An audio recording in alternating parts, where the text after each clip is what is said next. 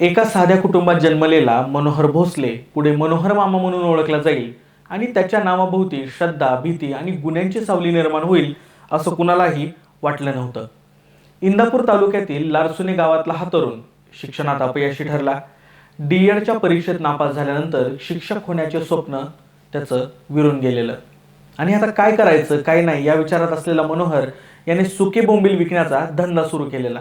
आयुष्य नेहमीप्रमाणे चाललं होतं, पण एक दिवस तो अचानक गायब झाला. काही वर्षांनी तो परत आला. तेव्हा मात्र तोच मनोहर राहिला नव्हता. तो बाळूमामाचा अवतार बनला होता. आपल्या स्वप्नात बाळूमामा आले. त्यांनी आपल्याला दृष्टांत दिला आणि आपणच त्यांचा अवतार असल्याचं तो सांगू लागला. हळूहळू लोक त्याच्यावर विश्वास ठेवायला लागले. आधुनिक काळातील बाळूमामा आपणच असल्याचा त्यानं दावा लोकांना केला आणि त्याच्या जाळ्यात तो लोकांना ओढू लागला.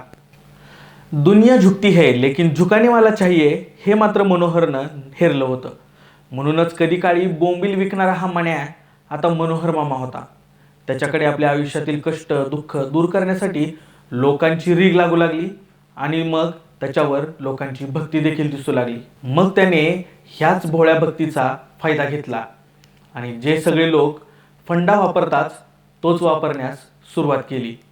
लोकांच्या भावनेला तो हात घालू लागला. यातून कमाई करू लागला. आपल्याला दैवी शक्ती प्राप्त आहे आणि आपण कोणतेही काम अगदी सहज करू शकतो असं तो लोकांना भासू लागला.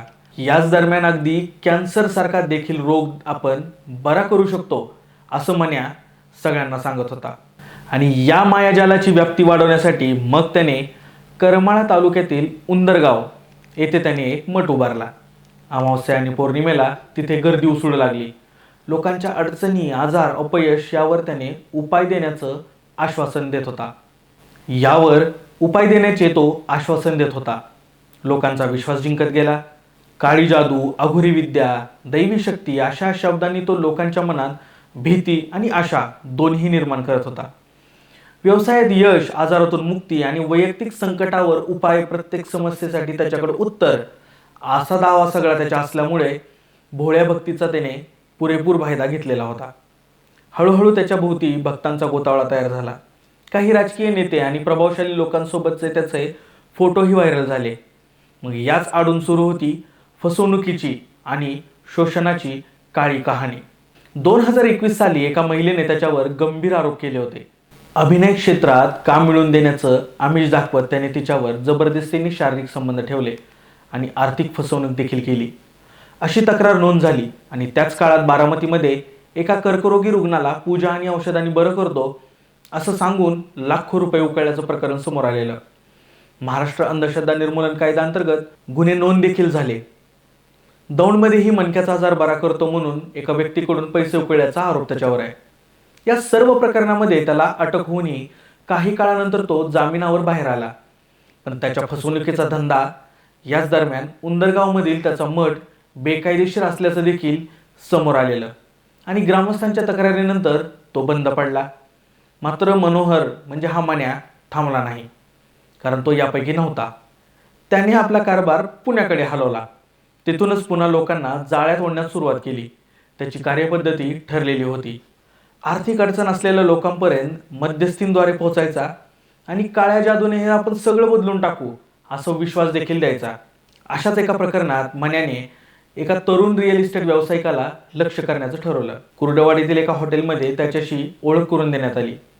तुमच्या अडचणी दूर करतो असं सांगत मनोहर मामाशी व्हिडिओ कॉलवर त्याला जोडून दिलं गेलं. आर्थिक संकटातून बाहेर काढण्यासाठी विशेष पूजा करावी लागेल असं सांगत 2 लाख रुपयांची मागणी करण्यात आली आणि त्यातील 50,000 रुपये तात्काळ देण्यास सांगितले. करमाळा तालुक्यातील एका मठात पैसे देण्यास सांगण्यात आलं आणि विश्वास ठेवून त्या तरुणाने पैसे दिले. मात्र त्यानंतर संपर्क पूर्णपणे तुटला. फोन बंद झाला, उत्तर नाही, कोणताही संपर्क नाही. तेव्हा त्याला कळलं की आपली फसवणूक झाली. तक्रार दाखल होताच कुर्डवाडी पोलिसांनी कारवाई करत पुण्यातील मांजरी परिसरातून मन्याला अटक केली. आधीच गंभीर गुन्ह्यामध्ये जामिनावर असलेला मनोहर मामा पुन्हा एकदा पोलिसांच्या ताब्यात गेला. त्याच्या अटकेने पुन्हा एकदा हे स्पष्ट झाले की श्रद्धेच्या नावाखाली भीती आणि आशेचा खेळ मांडून ही कथा केवळ एका भोंदूबाबाची नाही, तर समाजातील त्या वास्तवाची आहे जिथे अडचणीत सापडलेला माणूस कोणत्याही आधाराच्या शोधात असतो आणि अशाच वेळेस मण्यासारखी माणसं त्याचा गैरफायदा घेतात. श्रद्धा आणि अंधश्रद्धा यातील सीमारेषा दुसर झाली की अशा कथा जन्म घेतात आणि त्यातून जन्म होतो तो मनोहर म्हणजेच मण्यासारख्या बोंबील विकणाऱ्या माणसाचा, आणि तोच पुढे जाऊन बनतो मनोहर बाबा, आणि यातून फसवणूक, शोषण आणि तुटलेला विश्वास यांची सांगड जमते.